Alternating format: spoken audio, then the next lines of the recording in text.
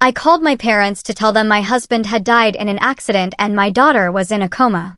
They said they were too busy at my brother's birthday party. A week later, they showed up demanding half of the settlement money. I handed them a photo of my husband and daughter. Their faces went pale as the reality sank in. Not what they expected.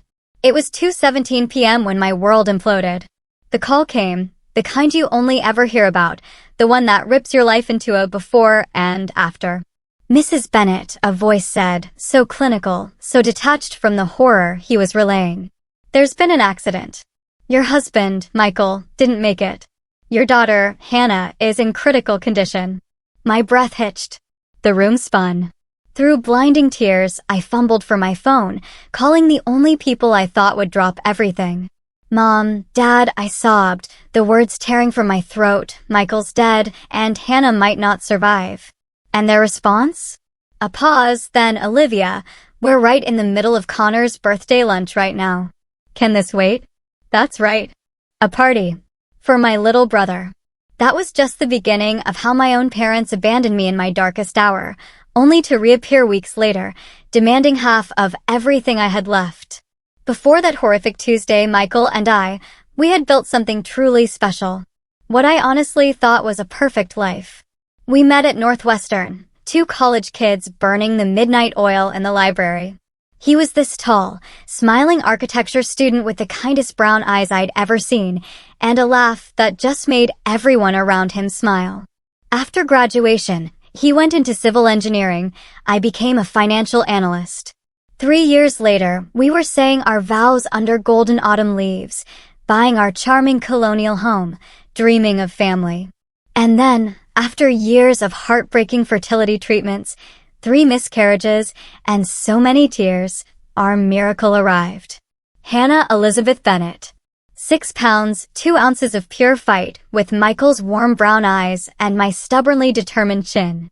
From the moment we brought her home, she became our entire universe. Michael, the civil engineer, would spend hours building these elaborate blanket forts. Seriously, they had structural supports. He insisted it was for proper fort integrity. Every Sunday, the 3 of us would have pancake competitions, creating the most ridiculous shapes imaginable. Hannah's unicorn usually won, though his attempt at the Sears Tower deserved honorable mention for ambition. But my favorite? Our evening routine. After dinner, homework, art projects, board games. Michael taught Hannah chess when she was 6, and by 8, she was legitimately beating him. "She gets her strategic mind from you, Liv," he'd beam, but we both knew that competitive streak? That was all Michael. But even through those happy, golden years, my relationship with my parents, Barbara and Richard Ward, it was always complicated. They'd always made their preference for my younger brother, Connor, painfully obvious. When I graduated with honors from Northwestern, they showed up, sure, but left early to help Connor move into his dorm. When I got a huge promotion 3 years ago, they canceled our celebration dinner because Connor had basketball tickets and needed a ride. I tried not to let it hurt. Michael would just squeeze my hand under the table during family gatherings, especially when my mother interrupted my stories to ask Connor about his latest girlfriend, or my father checked his watch while I explained my work. "We're your real family," Michael would whisper, nodding towards Hannah drawing nearby. And I believed him.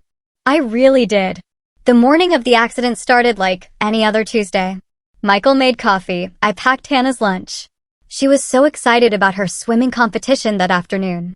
"Mom, watch for me to do the backstroke flip turn like Coach Janet taught us," she said, demonstrating at the breakfast table. "I wish I could be there, sweetie," I remember saying, sipping her dolphin lunch bag. "But I have that quarterly review." "Dad will record it, right?" she asked. Michael, already planning his camera angles, confirmed, wide shot for the race, then zoom in for the victory celebration. Hannah rolled her eyes, but she smiled. "Dad, what if I don't win?" she asked.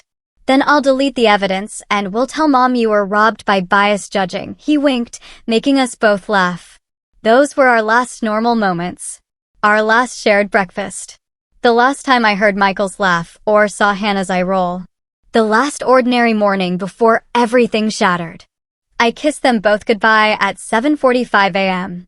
Michael would drop Hannah at school, head to his construction site, then pick her up early for the swim meet. I headed to the office, my mind already on the presentation I had to give at 2 p.m. The meeting was going well.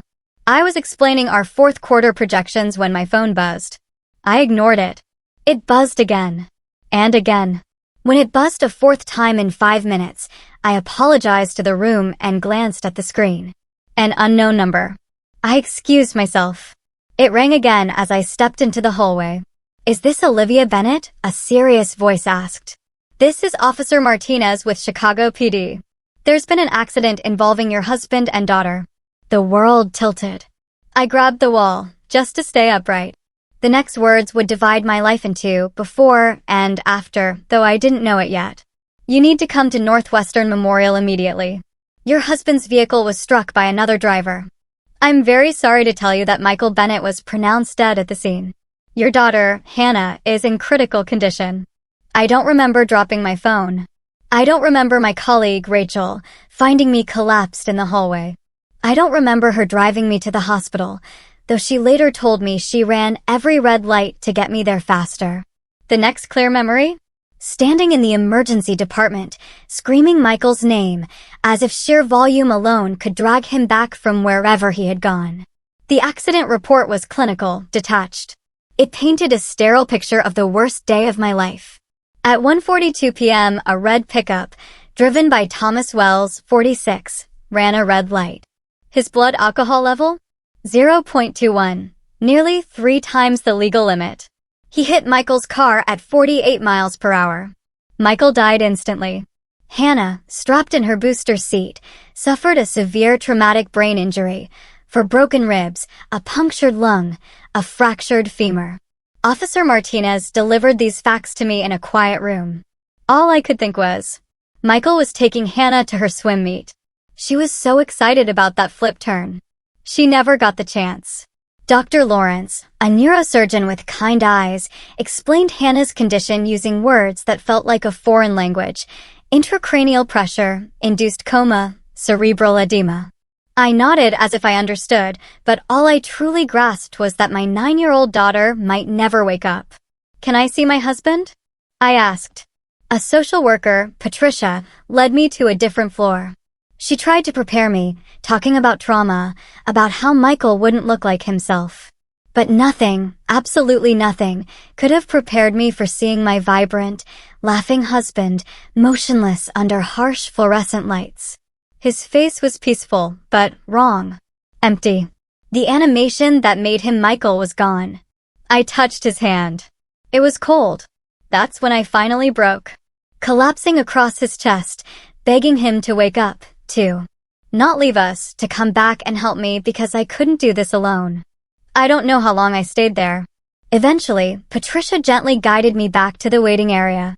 Hannah was still in surgery. I sat there alone, staring at my phone. I had to call my parents. They had to know. They had to come. Barbara answered on the 4th ring. I could hear sounds of celebration in the background. "Olivia, we're right in the middle of Connor's birthday lunch," she chirped. "Mom," I could barely speak through my tears. "Michael's dead. There was an accident. Hannah's in surgery. I need you here." There was a pause. A long, agonizing pause. "Oh my goodness, that's terrible," she said, her voice dropping slightly but somehow still composed. "We're at Rosetta's with all of Connor's friends. We've rented the whole back room. Can this wait until this evening? Connor's about to open his presents." I couldn't believe what I was hearing. "My husband is dead. Your granddaughter might not survive the night." "I understand, dear," she said, "but we can't just leave right now. That would be rude to everyone who came to celebrate. I'll call you tonight to check in." The call ended. I sat frozen. A new kind of pain, sharp and specific, joined the tsunami of grief. My parents weren't coming. They chose Connor's birthday party over the absolute worst moment of my life. My friend Megan arrived an hour later, having seen my desperate text. She sat with me through the night as Hannah underwent one surgery, then another. She brought me coffee I couldn't drink and sandwiches I couldn't eat. She called Michael's parents in Florida, who, despite their advanced age and health issues, immediately booked flights.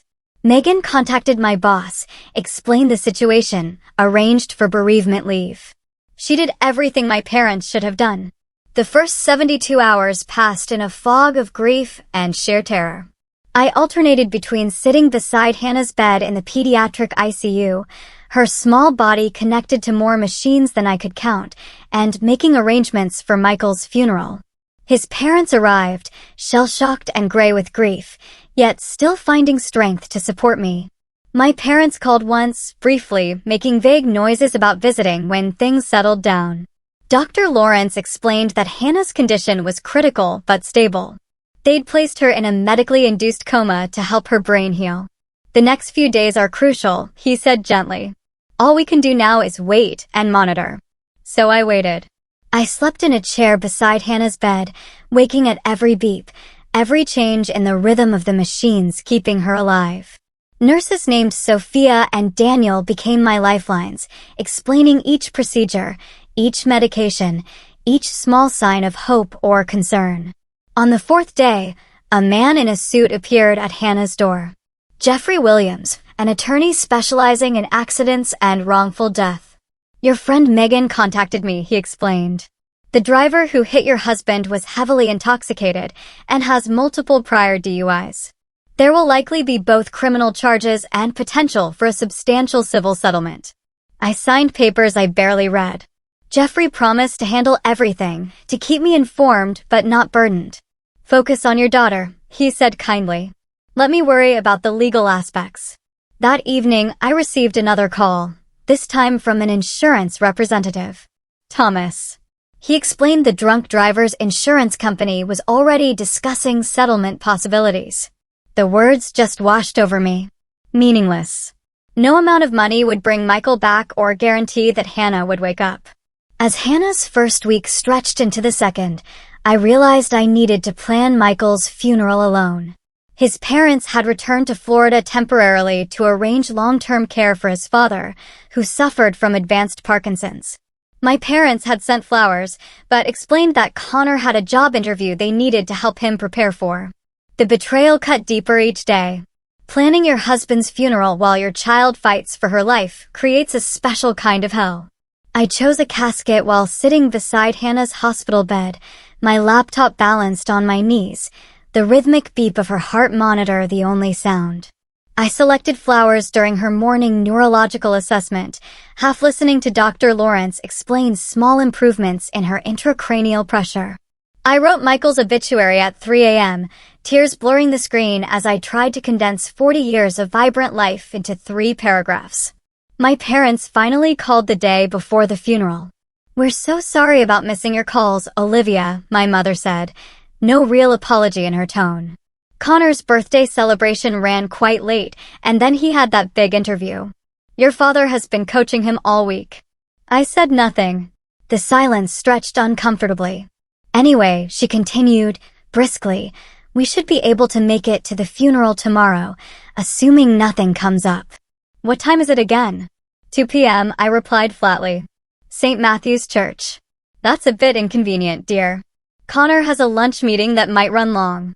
Couldn't you have scheduled it for morning? The absurdity of the question left me speechless. As if I had chosen the time for convenience, rather than it being the only slot available at the church where we were married. We'll try our best, my father's voice cut in, but we might need to leave early. Connor has another commitment in the evening. Always Connor. Even now. The morning of the funeral, I left Hannah's side for the first time in 10 days. The nurses promised to call immediately if anything changed. Megan helped me into the black dress I'd ordered online, brushed my tangled hair, applied concealer to the dark circles that had become permanent fixtures under my eyes. You don't have to do this today, she said gently. Michael would understand if you stayed with Hannah. I need to say goodbye, I whispered. For both of us. St. Matthew's Church filled with people Michael had touched during his life. His college roommates flew in from across the country. Colleagues from every project he'd worked on arrived with stories of his integrity and kindness. Our neighbors brought casseroles I knew I'd never eat. Michael's elderly parents sat in the front row, leaning on each other, their grief a tangible presence.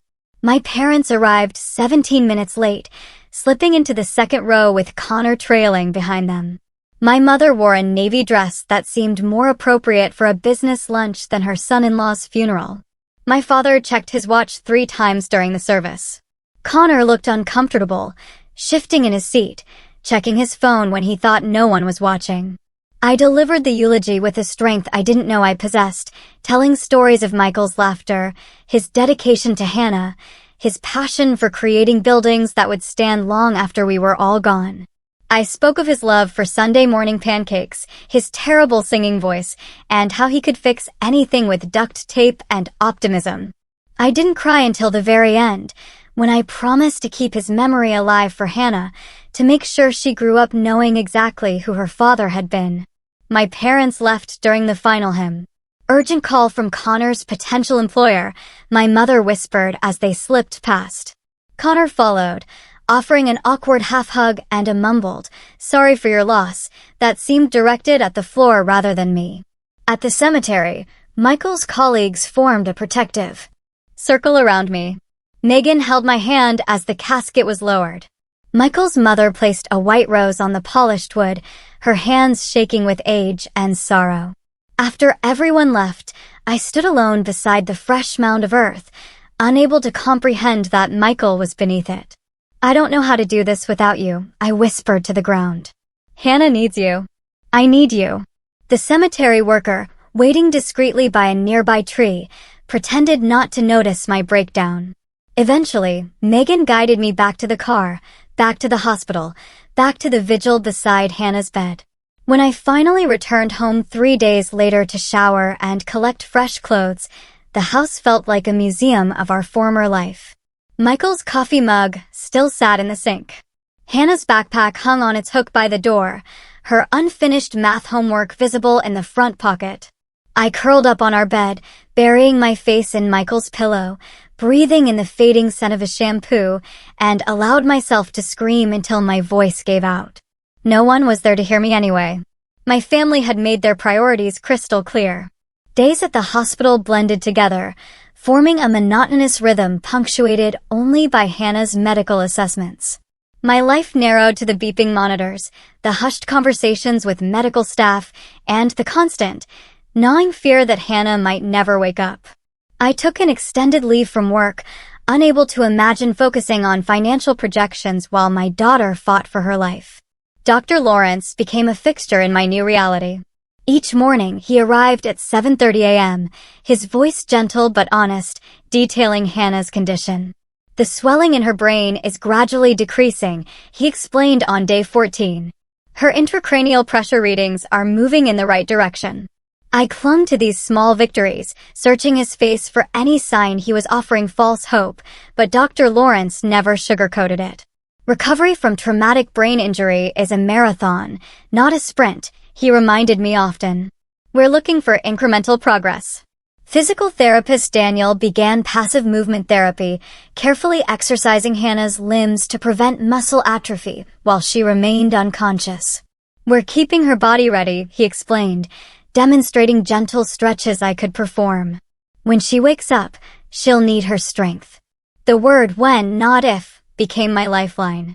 Nurse Sophia worked the night shift, checking Hannah's vitals with quiet efficiency, somehow sensing when I needed conversation and when I needed silence. She brought me extra blankets for the uncomfortable recliner that became my bed, and occasionally convinced me to walk to the cafeteria rather than subsisting on vending machine snacks. "Your daughter needs you at full strength," she would say firmly. Self-care isn't selfish, it's necessary. 23 days after the accident, while Sophia was adjusting Hannah's 4, I noticed something that stopped my heart. Hannah's index finger twitched. Not the random movement that sometimes occurred, but a deliberate flexing. "Did you see that?" I gasped, grabbing Sophia's arm. We watched, hardly breathing, until it happened again. Hannah's finger moved, then her whole hand curled slightly. Dr. Lawrence confirmed what we hardly dared hope. Hannah was beginning to emerge from her coma. "This is just the first step," he cautioned. Waking from a traumatic brain injury is a process that can take days or weeks. But those small movements gave me something I'd been missing since the accident: hope. Over the following week, Hannah's signs of consciousness increased. Her eyelids fluttered. She grimaced when pricked for blood tests. One morning, while I was reading aloud from her favorite book about a girl detective, her eyes opened briefly. Unfocused, but undeniably aware. I wept with joy, holding her hand, telling her how brave she was, how much I loved her, how proud her dad would be of her fight. I don't know how much she understood, but I needed to say the words. Dr. Lawrence explained the road ahead. Hannah has a significant recovery journey. We're seeing positive neurological signs, but she suffered serious trauma. She'll need extensive rehabilitation therapy, speech, physical, occupational, cognitive. It's going to be comprehensive and intensive. The medical team taught me to communicate with Hannah through hand squeezes. 1 squeeze for yes, 2 for no. The first time she responded correctly to a simple question, squeezing once when I asked if she was comfortable. The entire medical team celebrated as though she'd run a marathon. For me, it was better than any marathon. It was proof that my daughter was still there, fighting her way back to me. While Hannah made slow progress, the financial reality of our situation began to surface. Even with good insurance, the medical bills mounted at a staggering rate. Each specialist consultation, each therapy session, each day in the pediatric ICU added thousands to our mounting debt. I spoke with the hospital financial counselor, who explained our options with kindness, but unavoidable clarity. The acute care phase is just the beginning, she explained. Rehabilitation facilities, home modifications, ongoing therapies, these costs can continue for years. Michael's life insurance would help, but it wasn't designed to cover catastrophic medical expenses of this magnitude. I began selling investments, calculating how long our savings would last, wondering if I would need to sell our home. Through it all, my parents remained conspicuously absent. They called occasionally, asking brief questions about Hannah's condition before inevitably turning the conversation to Connor's job search or their social obligations. They visited once, staying less than 30 minutes, my mother complaining about the hospital parking and my father standing awkwardly at the foot of Hannah's bed as though afraid to approach. She looks so medical, my mother whispered, eyeing the feeding tube and monitoring equipment with barely disguised discomfort. They left without offering any meaningful support, financial or emotional. I told myself I didn't need them, that Hannah and I would manage on our own. But late at night, when Hannah slept and the hospital corridors quieted, I allowed myself to acknowledge the deep wound their abandonment had created. 6 weeks after the accident, the insurance agent, Thomas, contacted me about the settlement negotiations. The drunk driver who killed Michael and injured Hannah had a substantial insurance policy, and his company is eager to settle rather than face a prolonged lawsuit and potential punitive damages given the circumstances, Thomas explained carefully. The settlement offer is likely to be significant. The driver's history of DUIs makes this a particularly strong case. I asked what significant meant in practical terms. When he quoted a figure, I nearly dropped the phone. It was more money than I had ever imagined. Enough to cover Hannah's medical expenses and future care needs. For the first time since the accident, I felt a weight lift. We would be okay, financially. Hannah would get the care she needed. I wouldn't have to choose between physical therapy sessions and paying the mortgage. That evening, Hannah squeezed my hand 3 times, a pattern we hadn't established. When I asked what she was trying to tell me, she did it again. 3 squeezes. I love you, I whispered, suddenly understanding. Is that it? 3 squeezes means I love you. 1 squeeze. Yes. I placed her small hand against my wet cheek. I love you too, Hannah. More than anything in this world. That night, I called my parents to share the good news about Hannah's progress and briefly mentioned the settlement. Their response would change everything. The morning after I mentioned the settlement, Attorney Jeffrey arrived at the hospital with detailed paperwork, his expression carefully controlled. We sat in the family consultation room while Hannah underwent her morning physical therapy. The insurance company has made a formal offer, Jeffrey said, sliding a document across the table. It's substantial as expected, given the circumstances. Mr. Wells had multiple previous DUI convictions, was significantly over the legal limit, and ran a red light in broad daylight. His liability is indisputable. I stared at the number on the page. 7 figures. Enough to ensure Hannah would receive every treatment, every therapy, every opportunity to recover as fully as possible. We need to discuss how to structure this, Jeffrey continued. I recommend establishing a medical trust for Hannah's ongoing care. This will protect the funds and ensure they're available throughout her recovery journey and beyond. For the next hour, Jeffrey outlined options for managing the settlement. A significant portion would be placed in a structured settlement, providing regular payments for Hannah's care over her lifetime. Another portion would be available immediately for current medical expenses, necessary home modifications, and specialized equipment Hannah might need during rehabilitation. What about taxes? I asked, my financial analyst background surfacing through the fog of grief and exhaustion. Settlements for physical injuries are generally tax-exempt, Jeffrey explained, but we'll work with a specialized accountant to ensure everything is properly structured. As Jeffrey outlined the financial details, I found myself thinking of Michael. He had always handled our long-term financial planning, joking that it was only fair since I managed our day-to-day finances. You keep us afloat, I'll chart the course, he'd say. Now I was navigating alone, making decisions that would affect Hannah's entire future. Take some time to review everything, Jeffrey said as our meeting concluded. But don't wait too long. The sooner we accept and structure the settlement, the sooner those funds become available for Hannah's care. I spent that afternoon researching pediatric rehabilitation facilities, calculating lifetime care costs, and consulting with Dr. Lawrence about Hannah's long-term prognosis. The numbers were staggering, but the settlement would cover them. Hannah would have what she needed. That certainty felt like the first solid ground I'd stood on since the accident. That evening, my phone rang. It was my parents. Olivia, your father and I have been discussing your situation, my mother began without preamble. We've decided it's time we visited properly. How about tomorrow afternoon? Their sudden interest caught me completely off guard. In 7 weeks, they had visited exactly once, staying less than half an hour, offering no meaningful support. Hannah's been showing real improvement, I said cautiously. She's communicating with hand squeezes and her eyes are focusing better. The doctors are optimistic. That's wonderful, dear. And the settlement matter you mentioned, has that progressed? The slight, almost imperceptible, shift in her tone triggered a warning bell in my mind. It's being handled, I replied vaguely. The attorney is working out the details. Your father knows quite a bit about financial matters, she pressed. He'd be happy to look things over, offer some guidance. These situations can be complex for someone without experience. I nearly laughed. I was a financial analyst with an MBA.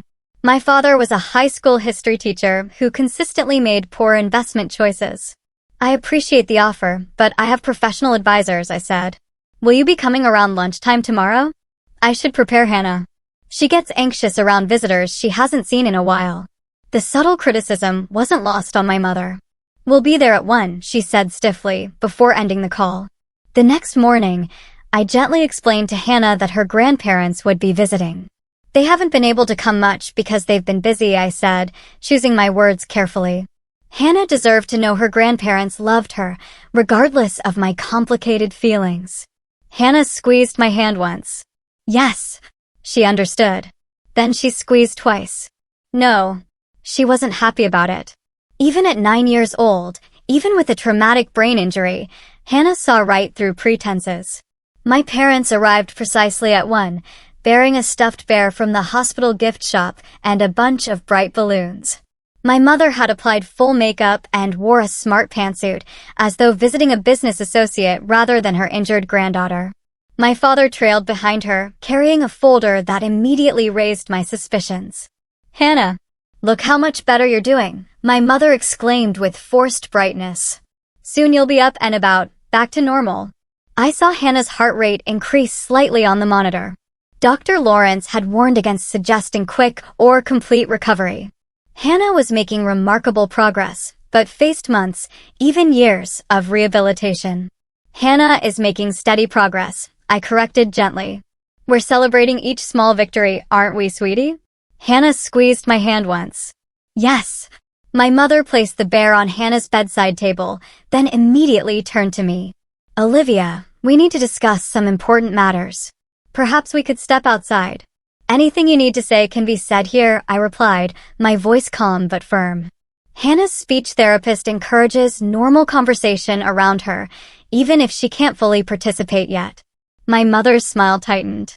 Very well. Your father and I have been talking about the settlement situation. We understand it's quite substantial. It's designed to cover Hannah's medical needs, I said flatly. Her care could extend for decades. Of course, my father interjected, opening his folder. But these situations require careful management, family support structures. As they continued speaking, I noticed they kept glancing toward the door, clearly wanting a private conversation. I excused myself briefly to use the bathroom, and as I returned, I overheard their whispered conversation from the hallway. We should be entitled to some consideration, my mother was saying. We're family. Connor's business idea could really take off with proper investment. The settlement is meant to be shared. My father agreed. Family supports family. A cold understanding washed over me. This wasn't about supporting Hannah or me. This was about getting access to the settlement money. I stepped back into the room, my face carefully neutral. Hannah's getting tired, I announced. Perhaps we should continue this conversation another time. My parents exchanged glances. We'll stop by your house next week, my mother said decisively. Once Hannah's asleep for the night. We can have a proper family discussion then. After they left, Hannah squeezed my hand twice. No, she hadn't enjoyed their visit. I know, sweetheart, I whispered, stroking her hair. I know.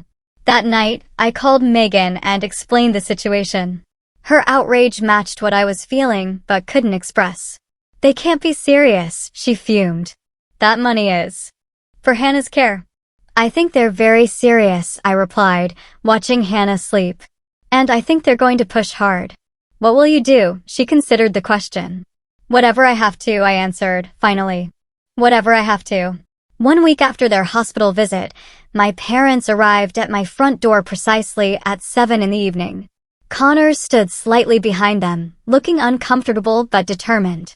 Hannah was asleep upstairs, a night nurse staying with her while I dealt with what I knew would be an unpleasant conversation. Olivia, dear, my mother greeted me with air kisses that didn't touch my cheeks. The house looks well. As good as can be expected given the circumstances. I led them to the living room, noticing how my father's eyes scanned the space, likely calculating property values and assets. Connor sat on the edge of the sofa, fidgeting with his phone. Can I offer anyone tea? I asked, my voice carefully neutral. That would be lovely, my mother replied. Then we can get down to business. I went to the kitchen, taking longer than necessary to prepare the tea tray. My hands shook slightly as I arranged cookies that no one would eat. Through the doorway, I could hear their muted conversation, catching phrases like reasonable percentage and family obligation. When I returned with the tea, my parents had positioned themselves on the sofa like a united front. Connor had moved to an armchair, still looking uncomfortable, but resigned to his role in whatever they had planned. Olivia, my father began once I'd poured the tea, we've given considerable thought to the family situation. This settlement represents a significant opportunity. The settlement is for Hannah's medical care, I said flatly. Her rehabilitation could take years. The funds will be placed in a medical trust. My mother waved her hand dismissively. Yes, of course Hannah's needs must be addressed. But surely the settlement exceeds those requirements? These awards typically include substantial compensation for emotional distress, loss of companionship, and so forth. What your mother is saying, my father continued, is that there should be room to support the entire family. We're all affected by this tragedy. I sipped my tea, waiting for them to reach their point. We believe, my mother said, leaning forward, that a fair division would allocate 50% of the settlement to Hannah's care, with the remaining 50% distributed among the family to help us all move forward. The audacity. It was breathtaking. I set my cup down carefully to hide my shaking hands. And what exactly would the family portion support? I asked, my voice surprisingly steady. My mother smiled, clearly interpreting my question as interest rather than disbelief.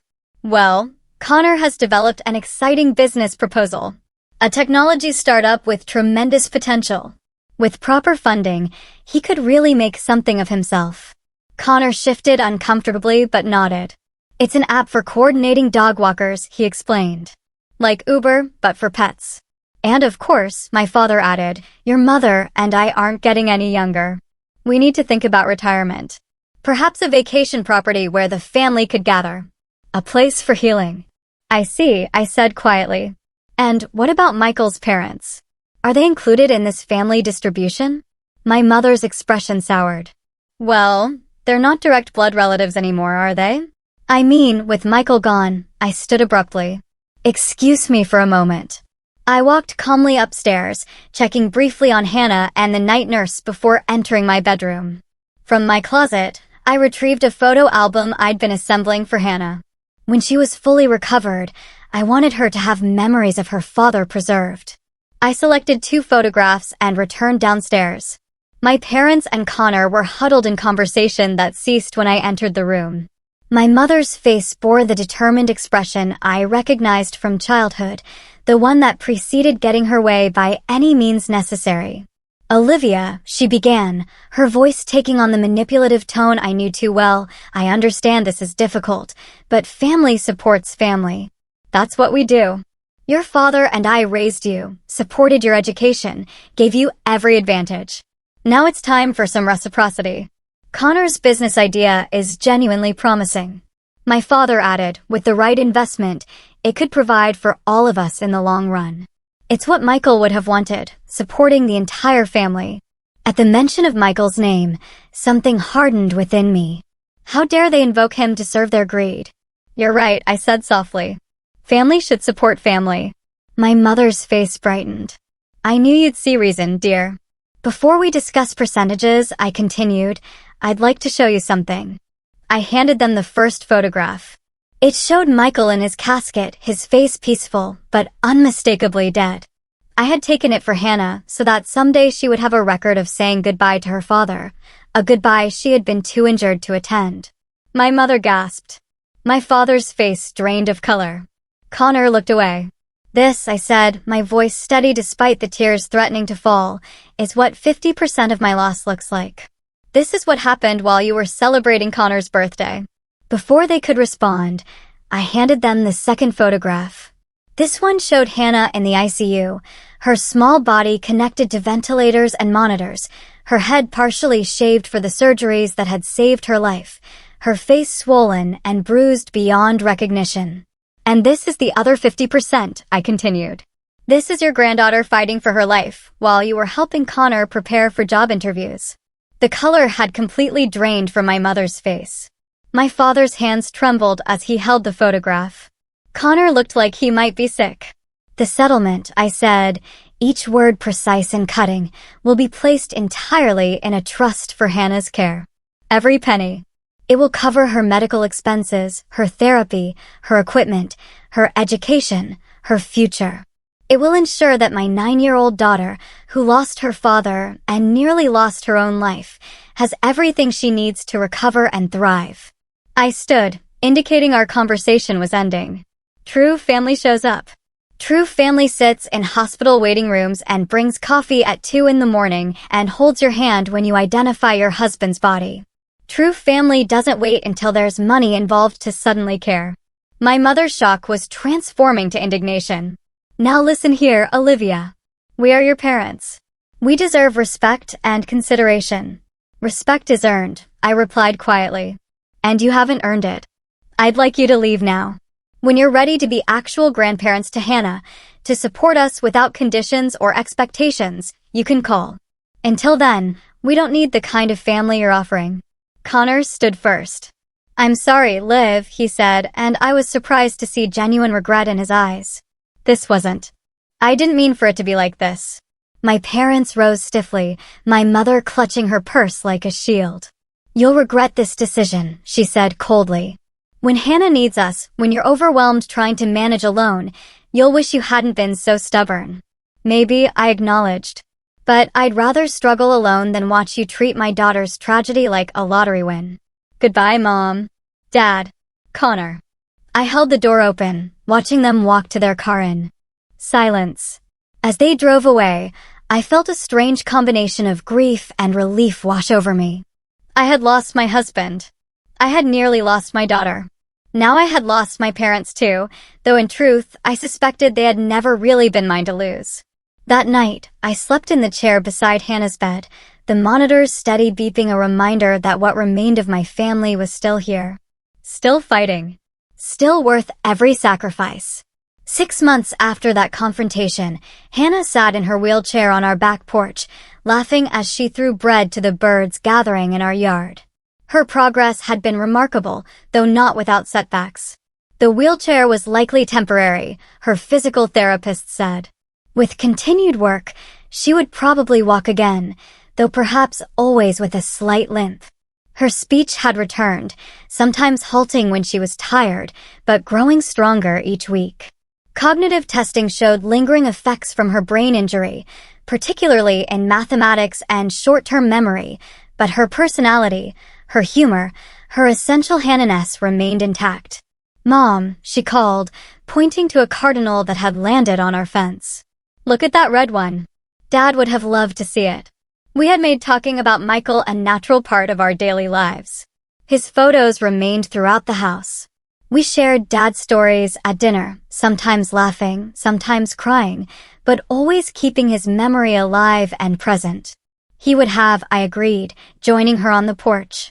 Remember how he used to make up silly names for the birds? What do you think he would have called that one?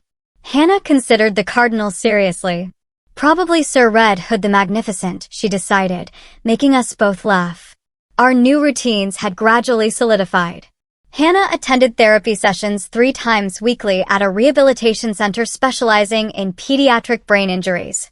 I had returned to work part-time, with flexible hours that allowed me to be home when Hannah needed me. Michael's parents visited monthly, staying in our guest room and filling the house with warmth and stories of Michael's childhood. The settlement had been finalized and structured exactly as Jeffrey had recommended.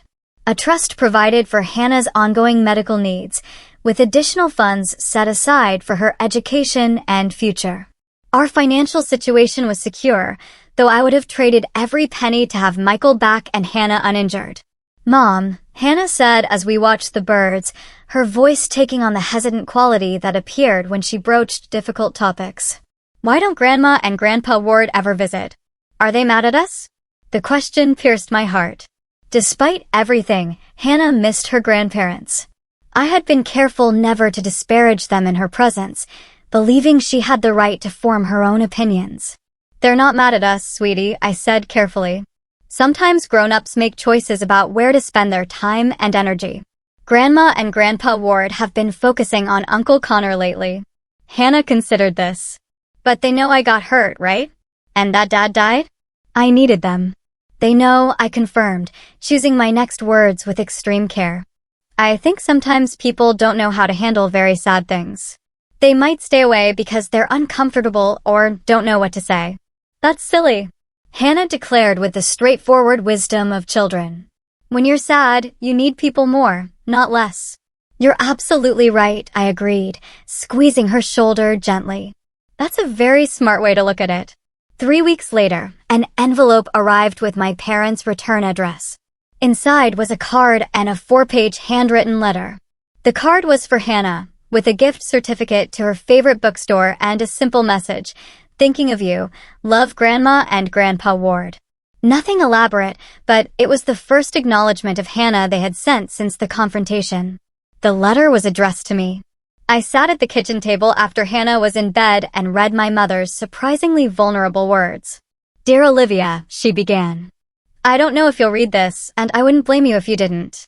What your father and I did was inexcusable. There are no adequate words to express our remorse, but I feel compelled to try. The photographs you showed us have haunted me every day since. Not because they were shocking, though they were, but because they forced us to confront the reality we had been avoiding. While you were living through unimaginable pain, we were caught up in trivial matters and Connor's endless needs. We failed you as parents. We failed Hannah as grandparents. We have failed as human beings. Your father and I have spent many sleepless nights discussing how we reached this point, how we became people who would choose a birthday party over a daughter's tragedy, who would try to profit from a child's suffering. There is no excuse, only shame and regret. We don't expect forgiveness, nor do we deserve it, but we want you to know that your words that night changed us. We are trying to become better people, people worthy of eventually being part of your and Hannah's lives again, if you'll ever have us. Connor has also been reflecting deeply. He broke off contact with us for several weeks after that night, calling us disgusting for our behavior. He was right. He's since been volunteering at a rehabilitation center similar to Hannah's, trying to understand what you and she are experiencing. If you're willing, we would like to visit Hannah on her upcoming birthday. No expectations, no demands, just to be present, to begin the long process of earning back a place in your lives. If this is unwelcome, we understand completely.